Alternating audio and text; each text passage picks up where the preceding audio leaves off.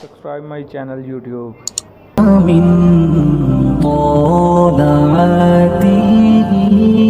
फिर हज़रत नूह अलैहिस्सलाम और उनकी कौम के हालात बयान हुए कि नूह अलैहिस्सलाम ने जब अपनी कौम को तौहीद की दावत दी और इनकार पर आज़ाब इलाही से डराया तो कौम के सरदारों ने उनसे कहा, भला क्या कहा? कहने लगे आप तो हम जैसे बशर हैं, तो हमारी तरह ही हैं आप, और आपके पैरोकार पसमानदा यानी गरीब लोग हैं और कम अकल लोग हैं। हमारी राय में आपको माज़अल्लाह हम पर कोई फजीलत हासिल नहीं, बल्कि माज़अल्लाह सुम्मा माज़अल्लाह। कहने लगे आप तो झूठे हैं, अल्लाह के नबी को कह रहे हैं माज़अल्लाह अस्तगफिरुल्लाह। नूह अलैहिस्सलाम ने जवाब दिया कि मैं अपने रब की जानिब से वाज़े दलील रखता हूँ और उसने मुझे रहमत से नवाजा है, लेकिन तुम मेरे मकाम को समझने की सलाहियत नहीं रखते, तुम इतनी सलाहियत रखते नहीं हो। और फिर इरशाद फरमाया कि मैं तुमसे दावत हक के सिले में किसी अजर का तलबगार नहीं हूँ और ना ही मैं अहले ईमान को अपने पास से धुतकारने वाला हूँ, और मैंने ये दावा भी नहीं किया कि मेरे पास अल्लाह के खजाने हैं, और ना मैं अज खुद गैब जानने वाला हूँ, और ना ही मैं ये कहता हूँ कि मैं फरिश्ता हूँ, ना मैं ये कहता हूँ कि जिन लोगों को तुम अपनी नज़रों में हकीर जानते हो अल्लाह उन्हें खैर से नहीं नवाजेगा। फरमाया ये ठीक है कि अल्लाह बशरों में से रसूल बनाता है, पर जिसे बनाता है फिर उसे बड़ी शानें अता फरमाता है। पहले दिन से इंसान का ये मसला है, पहले दिन से इंसान का ये मसला है कि वो कहता है मैं इंसान से हिदायत हासिल करूं, लेकिन रब ने भी कानून बनाया है कि अल्लाह तबारक व तआला बंदे पर ही वही फरमाता है। फरिश्तों और जिन्नों को अल्लाह ने इस मनसब के लिए मुंतखब नहीं फरमाया। कौम नूह ने कहा कि आपने हमसे बहुत बहस की माज़अल्लाह, बस जिस आजाब से आप हमें डरा रहे हैं वो ले आइए। तो नूह अलैहिस्सलाम ने कहा कि अल्लाह चाहेगा तो तुम पर आजाब भी आ ही जाएगा। आयत नंबर 37 से 47 में बताया कि अल्लाह ताला की तरफ से नूह अलैहिस्सलाम को हुक्म हुआ कि हमारी निगरानी में और हमारी वही के मुताबिक आप कश्ती बनाइए और जालिमों के बारे में हमसे कोई बात ना करें। हजरत नूह की ख्वाहिश थी कि या अल्लाह इन्हें भी माफ कर दे, फरमाया ये जालिम है तो मेरे नबी इनके बारे में मुझसे कोई बात न करें, वो जरूर गर्क हो जाएंगे। फिर वो कश्ती बनाने लगे और जब उनकी कौम के सरदार उनके पास से गुजरते तो उनका मजाक उड़ाते, ये आप क्या कर रहे हैं? आज भी वजीर मशीर बड़े बड़े लोग इल्ला माशाल्लाह दीनदारों का मजाक उड़ाते नहीं, उड़ाते हैं कि नहीं उड़ाते मजाक? ये किन का तरीका है? ये तो कुरान मजीद कह रहा है कि हजरत नूह की कौम जो काफिर थी उनका तरीका है अहले ईमान का मजाक उड़ाना। तो वो मजाक उड़ाने लगे। नूह अलैहिस्सलाम ने कहा कि वो वक्त आने वाला है कि जब तुम्हारा मजाक उड़ाया जाएगा और तुम्हें पता चल जाएगा कि रुस्वाकुन अजाब किस पर आएगा। अल्लाह ताला ने फरमाया जब हमारा हुक्म आजाब आ पहुंचा और तंदूर उबलने लगा, तंदूर से आग निकला करती है, पानी नहीं निकला करता, और नूह अलैहिस्सलाम की कौम पर जब अजाब आया तो पानी तंदूर से निकला, तंदूर से अल्लाह ने पानी निकाला, जहां से पानी निकला नहीं करता, तंदूर उबलने लगा। अल्लाह अकबर। तो अल्लाह तबारक व तआला ने फरमाया तो हमने नूह अलैहिस्सलाम से कहा कि आप खुद और अपने घर वालों के साथ इस कश्ती में सवार हो जाएं और अहले ईमान को भी सवार कर लें और हर चीज के जोड़े यानी नार और मादा को सवार कर लें, और उनके साथ ईमान वाले बहुत काम थे। हजरत नूह अलैहिस्सलाम दुआएं पढ़ते हुए सवार हो गए। फिर क्या हुआ? कश्ती उन्हें पहाड़ों जैसी मौजों में ले जा रही थी कि नूह अलैहिस्सलाम अलग खड़े हुए अपने बेटे से फरमाने लगे या बेटे हमारे साथ कश्ती में सवार हो जा और काफिरों के साथ ना रहो। उसने यानी नूह अलैहिस्सलाम के बेटे ने कहा कि मैं आपके साथ नहीं बैठूंगा, अभी कोई पहाड़ आएगा तो मैं पहाड़ की पनाह ले लूंगा। अगर किसी नेक आदमी का बेटा कभी गलत निकल आया तो इसका मतलब ये नहीं कि उसने तरबियत ठीक नहीं की, हाँ ये इतराज छोड़ दें, इसलिए कि नूह अलैहिस्सलाम का बेटा काफिर हो गया। और जब सैलाब नजर आया तो उससे कहा कि आजा सवार हो जा, तो कहने लगा मैं नहीं बैठूंगा, मैं तो किसी पहाड़ की पनाह ले लूंगा और मैं उसके अंदर छुप जाऊंगा और वो पहाड़ मुझे पानी से बचा लेगा। नूह अलैहिस्सलाम ने कहा आज अल्लाह के हुक्म के सिवा कोई बचाने वाला نہیں ہے سوائے اس کے جس پر اللہ رحم فرمائے۔ پھر ان دونوں کے درمیان موج حائل ہو گئی، ایسے ایک موج اٹھی اور حضرت نوح کا بیٹا ڈوب گیا۔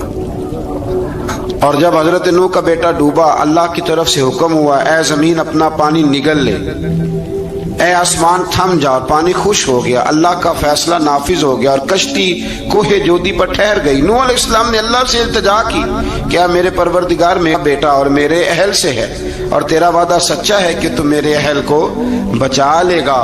اللہ نے فرمایا نوح وہ آپ کے اہل میں سے ہے ہی نہیں، وہ آپ کے اہل میں سے ہے ہی نہیں۔ اہل میں سے وہ ہوگا جو آپ کے طریقے پہ چلے گا، جو طریقے پہ نہ چلے وہ نسل میں سے ہے ہی نہیں، وہ ختم ہو گئی بات۔ اللہ اکبر۔ اس کے اعمال ٹھیک نہیں، جس بات کی حقیقت کا آپ کو معلوم نہ ہو اس کے بارے میں سوال نہ کریں۔ تو نوح علیہ السلام نے اللہ تعالیٰ سے اپنی اس اجتہادی خطا پر مغفرت اور رحم کی دعا کی۔ پھر طوفان نوح تھم جانے کے بعد وہ سلامتی کے ساتھ اتر گئے۔ اجتہادی خطا میں نے ایک لفظ بولا ہے، یہ اجتہادی خطا کا مطلب یہ ہے کہ بعض اوقات انبیاء سے ایسی باتیں سرزد ہو جاتی ہیں کہ جو تعلیم امت کے لیے ضروری ہوتی ہیں، تاکہ لوگوں کو پتہ چل جائے کہ اللہ کی بارگاہ میں توبہ کیسے کرنی ہے۔ اگر وہ لوگ توبہ نہ کرتے تو ہمیں توبہ کے طریقے سمجھ میں، یعنی ان سے اجتہادی خطا ہو گئی، کہنے میں کرنے میں کوئی ایسی بات ہو گئی جو بظاہر اللہ تعالیٰ کی رضا والی، تو فوراً معافی مانگ لیتے تھے۔ لیکن اب امتی اٹھ کے کہے کہ نبی گناہ گار ہے معاذ اللہ۔ حضرت آدم نے دعا مانگی تھی نا، ربنا ظلمنا انفسنا، اے اللہ ہم نے اپنی جانوں پر ظلم کیا۔ انہوں نے کہا تھا تو اگر کوئی بندہ حضرت آدم کو ظالم کہے گا تو کافر ہو جائے گا، تو اگر وہ کہے کہ وہ تو خود کہہ رہے ہیں، ایک بندہ اڑ جاتا ہے کہتے ہیں جو خود کہہ رہے ربنا ظلمنا، وہ خدا کے بندے، وہ اللہ کے نبی ہیں، وہ رب سے کہہ رہے ہیں، وہ عاجزی کے طور پر کہہ رہے ہیں۔ کچھ لوگ اڑ جاتے کہتے خود حضور نے کہا ہے جی انا بشر مثلکم، میں تمہاری طرح کا بشر ہوں، خود نبی پاک نے کہا ہے۔ تو عجیب بیوقوف بندے ہو، نبی کریم تو کہہ سکتے ہیں پر امتی اٹھ کے نہیں کہہ سکتا۔ اس نے تو کہنا ہے وہ حبیب اللہ ہے، اس نے تو کہنا ہے وہ قیامت میں شفاعت کرنے والے ہیں، امتی نے تو کہنا ہے وہ سارے نبیوں کے سردار ہیں، وہ امام الانبیاء ہیں۔ امتی وہ لفظ ادا کرے گا جو اس کے بنتے ہیں۔ اب کوئی بندہ اٹھ کے کہہ دے، دیکھے نا ایک بہت بڑا عالم تقریر کرتے ہوئے کہہ دی میں تو ان پڑھ آدمی ہوں، تو اس کا شاگرد کہے کہ استاد جی قسم اٹھائے ہاں آپ نے تقریر میں کہا نہیں میں ان پڑھ ہوں، آپ تو ان پڑھ ہے۔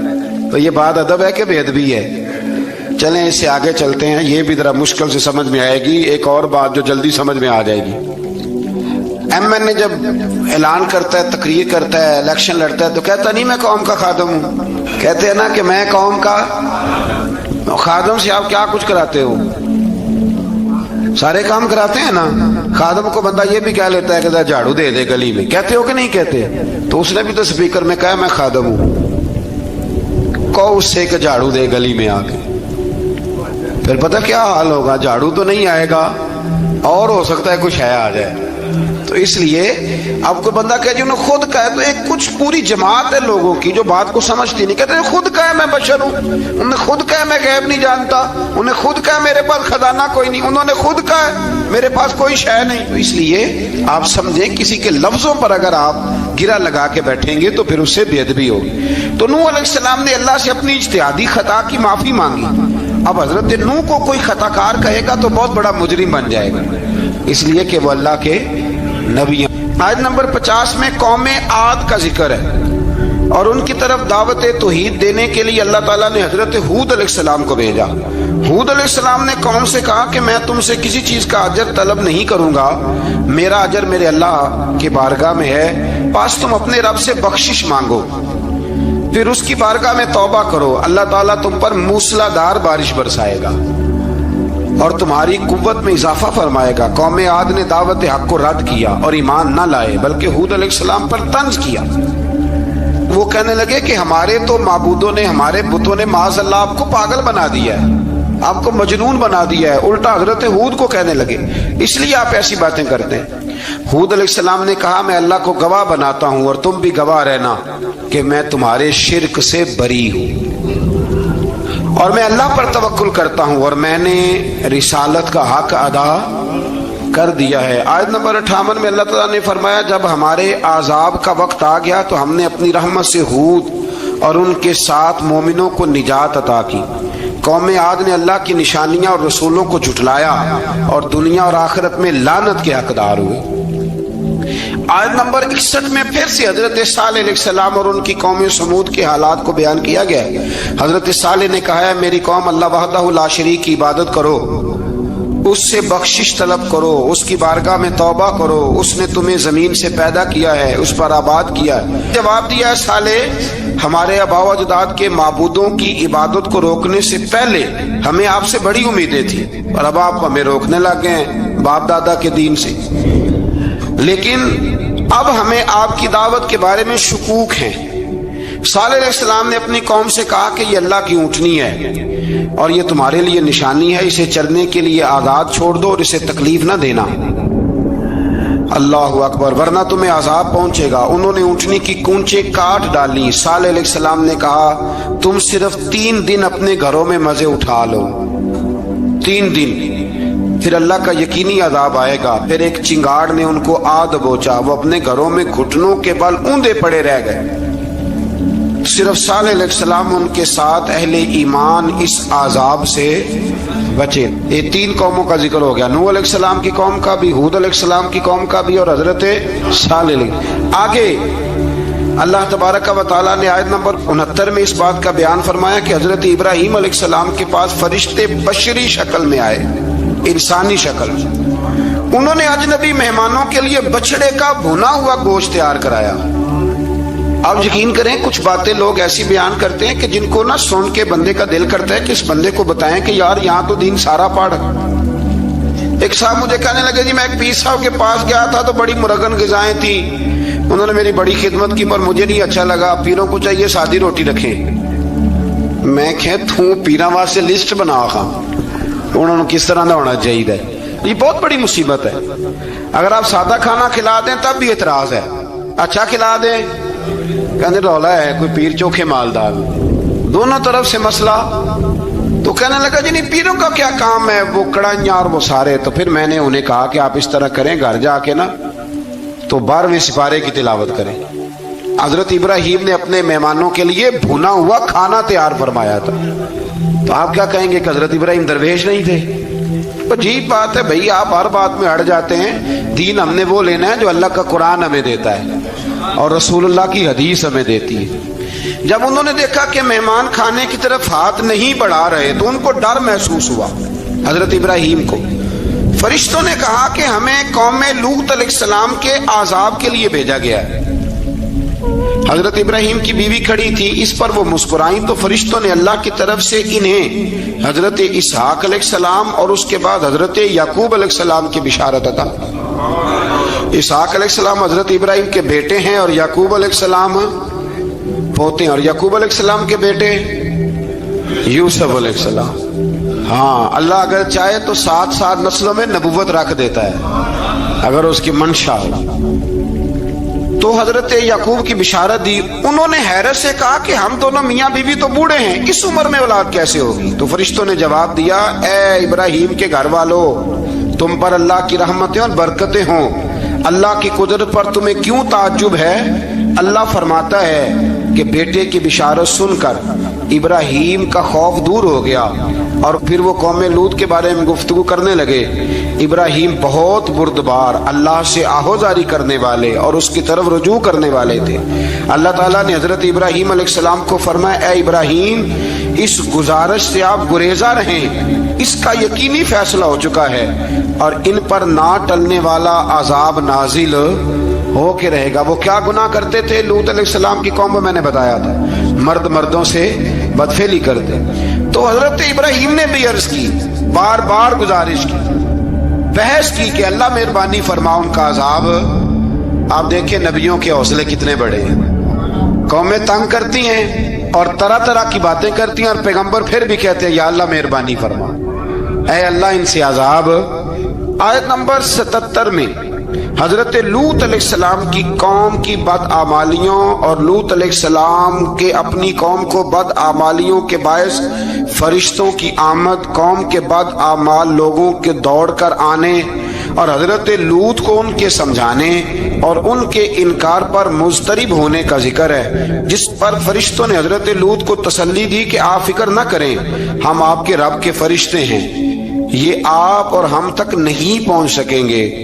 آپ رات کے آخری حصے میں قوم کی طرف توجہ کیے بغیر ہجرت فرما لیں، اس لیے کہ صبح کے وقت ان پر عذاب آئے گا۔ جب اللہ کا عذاب آیا تو اس نے بستی کے اوپر کے حصے کو نیچے کر دیا اور قوم لوط کے اوپر اللہ کی طرف سے لگاتار نشان زدہ پتھر برسائے گئے، لگاتار پتھر آئے۔ آیت نمبر 84 میں اللہ تعالیٰ نے حضرت شعیب علیہ السلام اور ان کی قوم کا ذکر فرمایا ہے اور ان کے جرائم کو بیان کیا گیا ہے۔ وہ ناپ تول میں کمی کرتے تھے، دوسروں کو چیزیں کم تول کر دیتے تھے۔ اللہ تعالیٰ نے ان سے فرمایا کہ فساد فی الارض سے باز آؤ اور اپنے سے پہلے سرکش امتوں کا انجام دیکھ لو۔ جب حضرت شعیب کی نصیحتوں کا ان پر اثر نہ ہوا تو پھر اللہ تعالیٰ نے انہیں بھی عذاب سے ہلاک کر دیا۔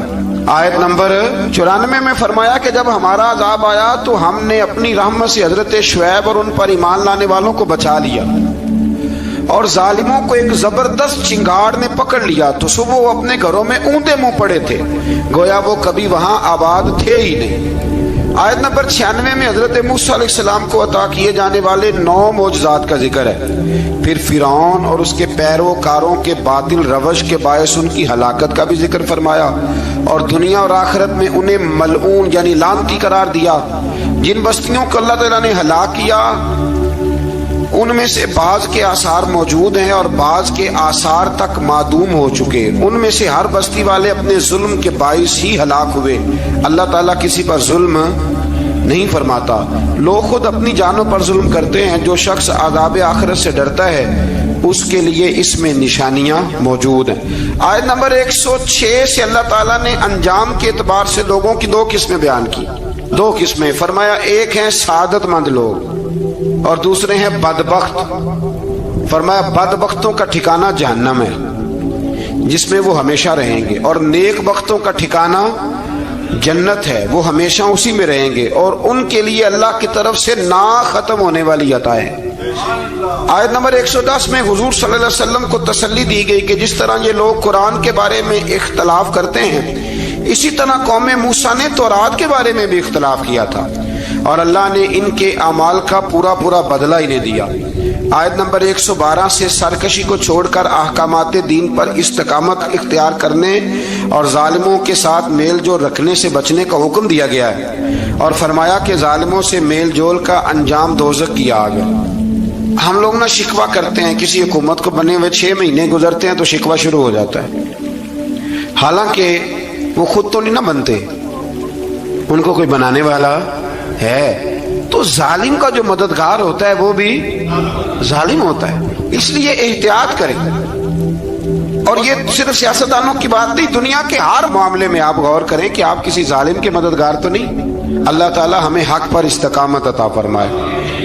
آیت نمبر 114 میں دن کے دونوں طرفوں میں اور ابتدائی رات کے کچھ حصے میں اللہ تعالیٰ نے نماز قائم کرنے کا حکم دیا ہے، رات کے کچھ حصے میں بھی نماز پڑھنی چاہیے، اور یہ بھی بتایا کہ بے شک نیکیاں گناہوں کو مٹا دیتی ہیں، اور یہ نصیحت قبول کرنے والوں کے لیے نصیحت ہے۔ آیت نمبر 120 میں اللہ تعالیٰ نے فرمایا کہ ہم آپ صلی اللہ علیہ وسلم کو رسولوں کی تمام خبریں آپ کے دل کی تسکین اور تقویت کے لیے بیان کرتے ہیں، اور ان میں مومنوں کے لیے نصیحت اور عبرت ہے کہ ان ساری باتوں سے عبرت پکڑ لو۔ بچہ صرف وہی جو اللہ کے نبیوں کے طریقے پہ چلا اور نبیوں کے ساتھ رہا، باقی بچ سکے نہیں۔ اللہ تعالیٰ کی طرف سے توحید و رسالت اور وقوع قیامت کے دلائل بھی ہیں۔ آیت نمبر 123 میں فرمایا کہ آسمانوں اور زمینوں میں سب غیب اللہ ہی کے ساتھ مختص ہیں، اور ہر کام اسی کی طرف لوٹایا جاتا ہے۔ آپ اسی کی عبادت کیجئے، اسی پر توکل کیجئے، اور آپ کا رب لوگوں کے اعمال سے غافل نہیں ہے۔ اسی بارے میں نا آگے سورۃ یوسف شروع ہو رہی ہے، اس کو اللہ تعالیٰ نے کہا ہے کہ یہ بڑا پیارا قصہ ہے، احسن القصص کا، قصوں میں سونا قصہ۔ تو یہ کچھ 12ویں پارے میں اور کچھ 13ویں پارے میں ہے. میں نے یہ ارادہ کیا ہے کہ یہ ایک ہی دن پوری بیان کی جائے. قوم سبت کا ذکر فرمایا اللہ نے. ہفتے والے دن کچھ لوگ نافرمانی کرتے. ہمارے بھی ہیلے بہانے ہیں نا آج کل کاروبار میں. تو اسی سپارے کی آیت نمبر 65 کے اندر اللہ تعالیٰ نے حضرت داؤد کی قوم کا ذکر کیا کہ اللہ نے انہیں حکم دیا تھا کہ ہفتے والے دن مچھلیاں نہیں پکڑنی. تو وہ کہتے تھے چلو ہاتھ لگا کے نہیں پکڑنی, ہاتھ لگا کے. وہ ہمارے لوگ ہیلے بہانے تلاش کر لیتے ہیں نا. وہ بڑے جناب انشورنس والا آ گیا, اب وہ بینک والا آ گیا, اب وہ فلانے صاحب آ گئے, وہ تروڑ مروڑ کے کہانیاں باتیں, اور پھر ہمیں بھی رستے مل جاتے ہیں بچنے کے. مفتی صاحب نے کہہ دیا تھا ایک مولانا سے میں نے ان کو کہا ہفتے والے دن مچھلیاں نہیں پکڑنے کا. نہیں پکڑتے, چھوٹے چھوٹے حوض بنا لیے. تو مچھلیاں زیادہ آتی تھی اس دن, یہ بھی اللہ کی قدرت تھی. نماز کے وقت گاہک زیادہ آتے ہیں, یہ اس کی قدرت ہوتی ہے. تو وہ مچھلیاں حوض میں جمع ہو جاتی ہیں. یوں سمجھ لیں کہ جال انہوں نے لگا لیے ہوئے, تو جال میں وہ پھنستی رہتی تھی, حوضوں میں آتی رہتی تھی. ہفتے کو نہیں پکڑتے تھے, اتوار کو پکڑ لیتے تھے. تو پھر اللہ نے انہیں سزا دی. فرمایا تماشے کرتے ہو اللہ کے حکم کے ساتھ. کیا سزا دی؟ فَقُلْنَا لَهُمْ كُونُوا قِرَادَةً خَاسِئِينَ. فرمایا بندر بن جاؤ دھتکارے ہوئے. جو رزق حرام طریقے سے کماتے تھے رب انہیں بندر بنا دیتا تھا. ابھی بھی میں نے دیکھے ہیں بڑے بڑے تاجر پاگلوں جیسی زندگی گزار رہے ہیں. نفسیاتی طور پہ سکون نہیں ہے, کروڑوں روپیہ پڑا ہے. کیوں؟ اس لیے کہ رب کے بتائے ہوئے طریقے کے مطابق تجارت نہیں کرتے. آگے ایک اور دلچسپ بات آ گئی. بنی اسرائیل کے اندر نا ایک شخص نے اپنے چچا کو قتل کر دیا جائیداد کے لیے. یہ دیکھیں کب سے لوگ جائیداد کے لیے قتل کرتے آ رہے ہیں. چچا کو قتل کر دیا, اور قتل کر کے حضرت موسیٰ علیہ السلام کے پاس آئے کہ میرے چچا کو کسی نے قتل کر دیا ہے, تو بتائیں کیا کرنا ہے. تو آپ نے فرمایا کہ گائے ذبح کرو, اور اس کا ایک ٹکڑا مقتول کو مارو, مرنے والے کو. وہ خود اٹھ کے بتا دے گا مجھے کس نے قتل کیا ہے. اب ارادہ نہیں تھا گائے ذبح کرنے کا, تو بہانے کرنے لگے. ارادہ نہیں نہ ہوتا تو پھر کیا ہوتے ہیں, کہنے لگے گائے کس طرح کی ہو, بوڑھی ہو کہ بچی ہو, رنگ کیسا ہو, جوان ہو کہ چھوٹی ہو, حال میں ایک دفعہ چلنا سیکھ گئی ہو یا ابھی نہ سیکھی ہو. تو بتاتے گئے تو رب بھی شرطیں بیان کرتا گیا. گہرے زرد رنگ کی ہو, حال کے اندر اسے نہ چلایا گیا ہو, پانی نہ نکالا گیا ہو, نہ بچی ہو نہ جوان ہو, اس کے درمیان ہو. یہ ساری شرطیں کہاں پائی جاتی تھی؟ حضرت موسیٰ علیہ السلام کی قوم کا ایک شخص تھا جو اللہ کا ولی تھا. وہ جب انتقال کرنے لگا نا, اللہ اکبر, دیکھو رب ولیوں کی اولادوں پر بھی کتنا فضل فرماتا ہے. وہ جب انتقال کرنے لگا تو ایک اس کے پاس چھوٹی سی بچیا تھی, گائے کی بچی. اس نے جنگل میں چھوڑ دی. کہنے لگا یا اللہ میں تیرے نام پہ چھوڑتا ہوں, میرا بچہ جوان ہو جائے تو اسے دے دینا, اور تو سرمایہ ہی کوئی نہیں. بچہ بڑا ہوا تو بچہ بھی بڑا نیک تھا, اپنی ماں کا بڑا فرما بردار تھا. اس کی ماں نے کہا بیٹا تیرے باپ نے ایک گائے چھوڑی تھی. تو بچہ جنگل میں گیا اور جا کے کہنے لگا اے اللہ میری گائے مجھ سے ملا دے. تو رب کریم نے وہ گائے واپس کر دی. وہ گائے گھر لے آیا. اب وہ کہنے لگا اماں بیچ دوں, تو اماں کہنے لگی بیٹا میرے پوچھے بغیر نہ بیچنا. کئی دفعہ گاہک لگے, پر اس نے کہا جب تک میری اماں نہ کہے گی میں بیچوں گا. ادھر بنی اسرائیل والے شرطیں جتنی گائے کے بارے میں پوچھ چکے تھے وہ ساری اسی گائے میں پائی جاتی تھی. تو یہ ڈھونڈتے ڈھونڈتے وہاں پہنچ گئے. تو کہنے لگے گائے چاہیے. تو اس نے کہا بھی تمہاری مرضی سے نہیں, قیمت میری مرضی کی. ایک مفسر نے تو یہاں تک لکھا ہے کہ اس نے کہا گائے ذبح کر کے نا, تو جتنا گائے کے اندر گوشت ہوگا نا اتنا ہی کھال کے اندر تو مجھے مال بھر کے دو گے, اتنے سکے بھر کے دو گے, اتنی اشرفیاں بھر کے دو گے, تو پھر تمہیں گائے دوں گا. تو پھر یہ گائے انہیں ملی اور یہ گائے لے کر کے آئے. زیادہ سوالات نہ کرتے تو زیادہ الجھتے نہ. ہم بھی دین کے معاملے میں بڑے سوال جواب کرتے ہیں. اتنا سوال کریں جتنی اس کی ضرورت ہے. ان لوگوں نے سوالات زیادہ کیے تو پھر الجھ زیادہ گئے. تو میرے بھائی اس کا ذکر بھی اللہ تبارک و تعالیٰ نے پہلے پارے کے اندر بیان فرمایا. پھر اللہ کریم نے فرمایا کہ کچھ ایسے لوگ بھی ہیں یہودیوں میں سے جن کا دعویٰ ہو گیا ہے کہ ہم اللہ کے بڑے پیارے ہیں. فرمایا یہ صرف ان کے منہ کی باتیں ہیں, یہ تو قیامت میں پتہ چلے گا نا کہ اللہ کا پیار کس کے ساتھ زیادہ ہے. اور پھر یہ بھی یہودیوں نے دعویٰ کیا ہے اسی پارے میں. اللہ فرماتے ہیں کہ ان کا دعویٰ ہے کہ ہم اللہ کے بڑے پیارے ہیں, جنت میں ہم ہی جائیں گے. تو اللہ فرماتا ہے پھر مرنے کی دعا تو کرو, جنت میں تو مر کے جانا ہے نا.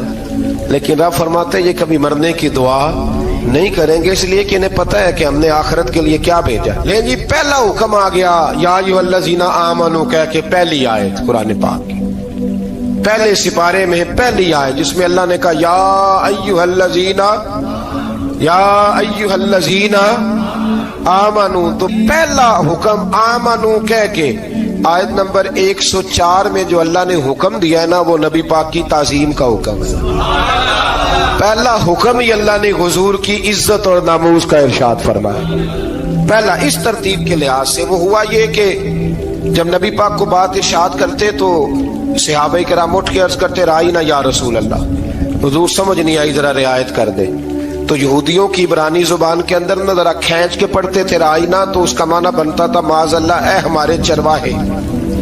بکریاں چرانے والے کو بھی وہ رائینا کہتے تھے. تو جب صحابہ یہ کہنے لگے تو اللہ نے منع ہی کر دیا. فرمایا میرے محبوب کے غلاموں اس لفظ کے پیچھے چھپ کے, اس لفظ کے پیچھے چھپ کے لوگ میرے نبی کی بے ادبی کر جاتے ہیں. تو جس لفظ کا کوئی ایک معنی بے ادبی والا بنتا ہو وہ لفظ بھی میرے نبی کے لیے نہ کہو. لفظ وہ والے کہو جس میں کوئی بے ادبی کا معنی نکلے نہ. یہاں لوگوں نے بڑے بڑے لفظ نہیں بول دیے پھر کہتے میرا مطلب یہ تھا, میرا مطلب وہ تھا. تو تو نے وہ لفظ بولا کیوں جس کا کوئی غلط مطلب بھی نکل سکتا تھا. اللہ نے فرمایا یا ایھا الذین آمنوا لا تقولوا رائینا, اے ایمان والو رائینا کہو ہی نہ. تو یا اللہ کیا کہیں؟ فرمایا وقولوا انظرنا, تم کہو یا رسول اللہ ایک نظر فرمائیے. انداز دیکھیے انظرنا ایک نظر. تو ہمارے بزرگ تو پہلے ہی بڑے پیار والوں نے کہہ دیا یا رسول اللہ انظر حالنا.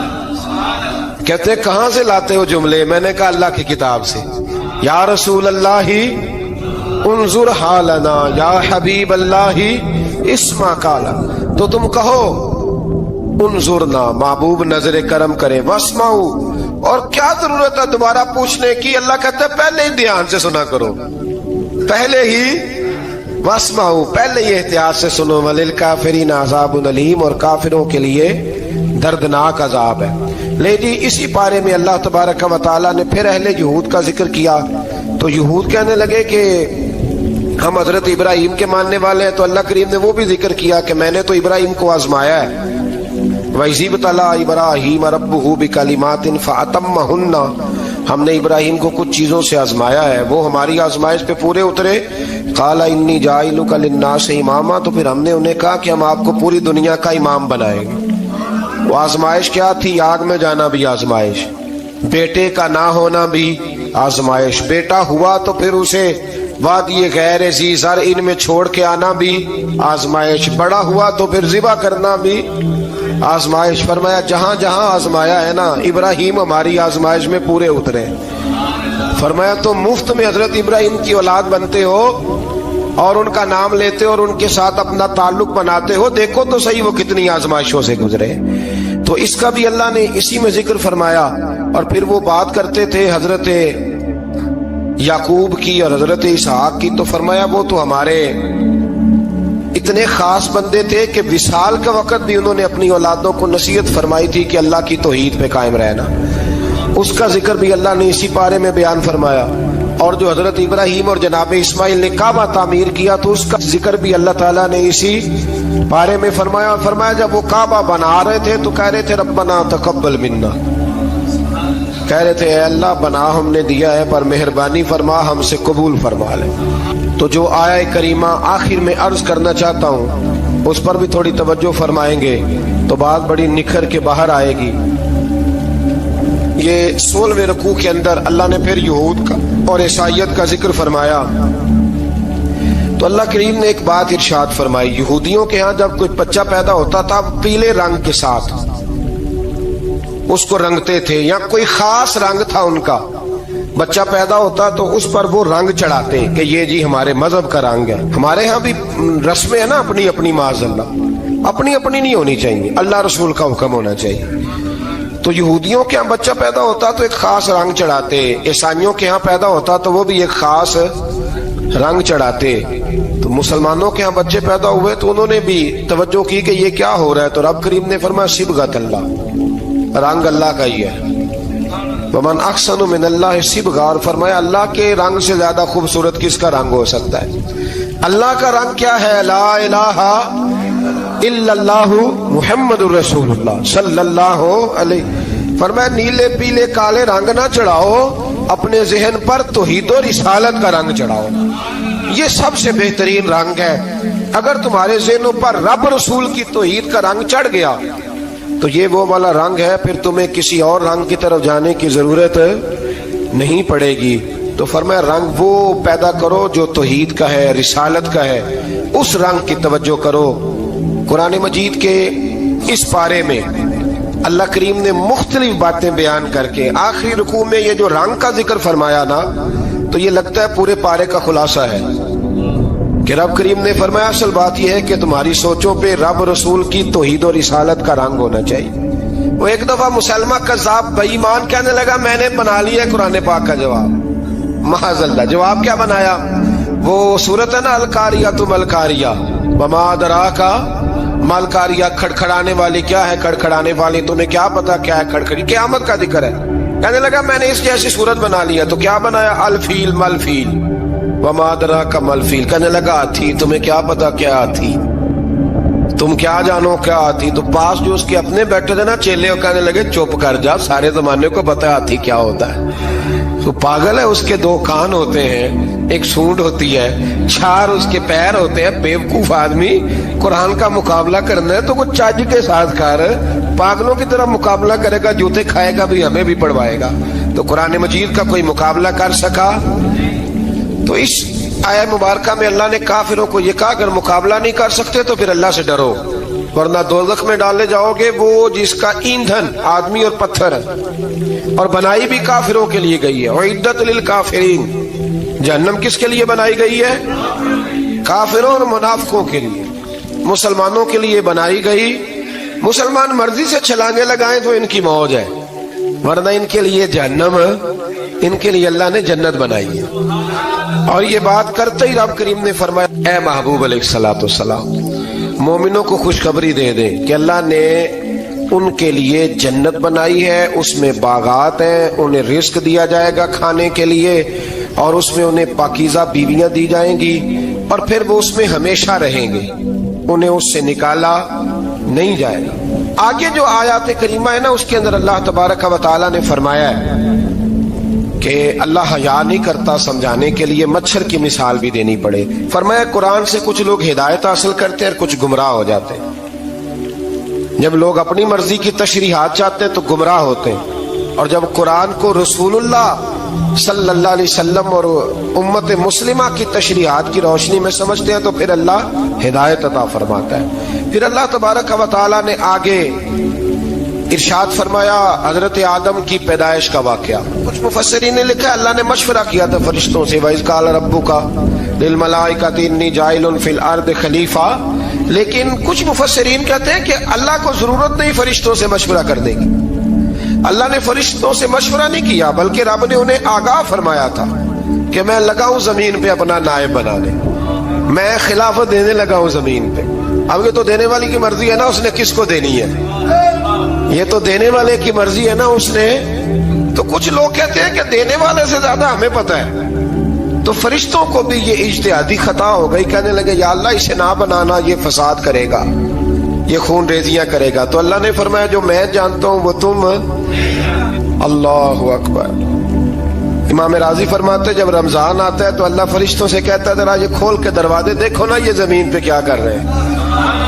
तुम तो कहते थे फसाद करेंगे और ये सारे तरावियां पढ़ रहे हैं। तुम तो गोया कहते थे फसाद करेंगे और ये तो देखो गोया रमजान के रोजे रख रहे, ये तो मेरी याद में निकले हुए।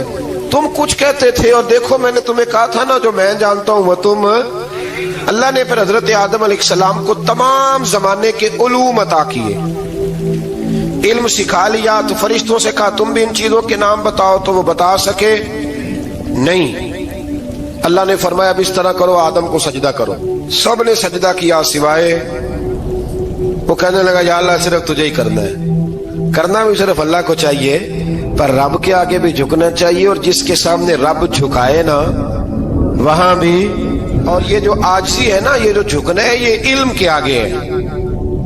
ہماری مصیبت یہ ہے کہ ہم علم کے آگے بھی گردن جھکانے کو تیار نہیں ہوتے، وہاں بھی ہم خود عالم فاضل بن جاتے ہیں. تو فرمایا کہ سب سے کہا سجدہ کرو، سب نے سجدہ کیا سوائے ابلیس کے. تو پھر ہوا کیا؟ وکان من الکافرین، وہ کافروں میں سے ہو گیا. پھر اللہ نے حضرت آدم کو اور جناب حوا کو نا مقام دے دیا جنت میں رہنے کے لیے، اور کہا سارا کچھ کھانا، درخت کے قریب نہ جانا.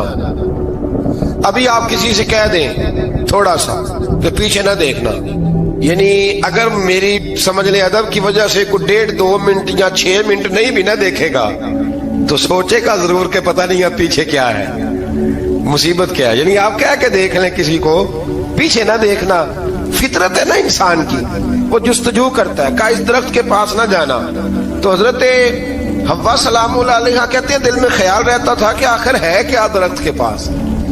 یہی انسان کا عقیدہ توحید ہے کہ جہاں سے رب منع کر دے وہاں وہ منع ہو جائے. اور یہ ان کی خطا نہیں تھی، یہ اللہ کی حکمت تھی، چونکہ رب نے تو پہلے کہہ دیا تھا بنایا ہی زمین کے لیے، تو یہ تو سارا کچھ ہونا تھا تو زمین پہ آنا تھا نا.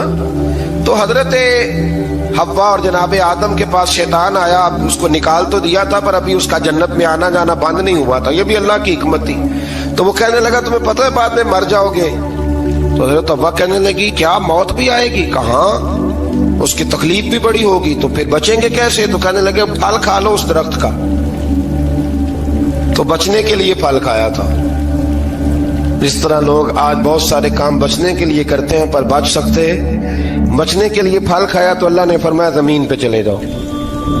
تو حضرت آدم زمین پہ آئے، پھر کئی 100 سال روتے رہے. فَتَلَقَّى آدَمُ مِن رَبِّهِ کَلِمَاتٍ، تو پھر اللہ نے خود ہی جناب آدم کو کچھ کلمے سکھائے. علامہ اسماعیل لکی فرماتے ہیں وہ کلمے یہ تھے کہ حضرت آدم نے میرے نبی کا وسیلہ پیش کیا، اللہ کریم نے جناب آدم کی دعا کو مقبول فرما لیا. پھر آگے بنی اسرائیل کا ذکر آ جاتا ہے. اللہ تعالیٰ نے بنی اسرائیل، آج آپ اسی قوم کو یہودی کہتے ہیں، ان کو اللہ نے اس زمانے میں فضیلت عطا کی تھی بہت زیادہ. تو عرب کے اندر جب نبی پاک علیہ السلام نے اعلان نبوت کیا تو کچھ لوگوں نے یہ کہہ دیا کہ اگر یہ یہودی کلمہ پڑھ لیں گے تو ہم بھی پڑھ لیں گے. تو پھر اللہ نے انہیں یاد کرایا کہ تم اصل میں کیا ہو، تمہیں کلمہ پڑھنا چاہیے. تو اہل یہود کا تذکرہ کرتے کرتے رب کریم نے ایک بات یہ بھی ارشاد فرمائی کہ تم لوگوں کو تو کہتے رہے ہو کہ وہ نبی آنے والے ہیں، وہ نبی آنے والے ہیں، اور جب آ گئے ہیں تو ماننے کو تیار نہیں ہو. تو فرمایا تأمرون الناس بالبر وتنسون انفسکم وانتم تتلون الکتاب، لوگوں کو بھلائی کا حکم دیتے ہو اور اپنے آپ کو بھول جاتے ہو. افلا تعقلون، تمہیں عقل نہیں؟ پھر اللہ نے انہیں یہ بھی یاد کرایا کہ یاد کرو وہ زمانہ کہ جب فرعون نے خواب دیکھ لیا تھا کہ کوئی بچہ اس کی سلطنت کو تباہ کرے گا، تو پھر اس نے تمہارے بچوں کو ذبح کرانا شروع کیا اور تمہاری بیٹیوں کو چھوڑتا تھا. فرمایا یہ بھی تو تم نے دیکھا، میں نے تمہیں پھر تم سے کہا جہاد کرو قوم عمالقہ کے خلاف، تو مقام طیہ میں جا کے یہ لوگ کہنے لگے ہم سے جہاد نہیں ہوتا.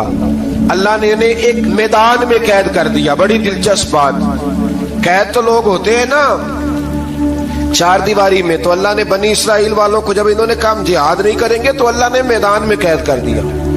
میدان میں، یہ یاد رکھیں، جب انسان اللہ کی نافرمانی کرتا ہے تو اسے ایسی قید ملتی ہے جس کا اس نے تصور بھی نہیں کیا ہوتا. ایک میدان ہے مقام طیہ، قید ہو گئے. سارا دن سفر کرتے تھے، سارا دن، تو رات کو تھک کے سوتے تھے، صبح اٹھتے تھے نا جب، تو وہیں ہوتے تھے جہاں کل صبح چلے تھے.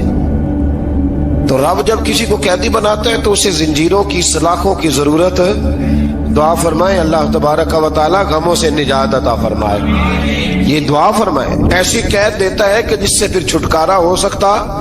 تو بنی اسرائیل کا بہت زیادہ تذکرہ اس بارے میں اللہ تبارک و تعالی نے پھر بیان کیا.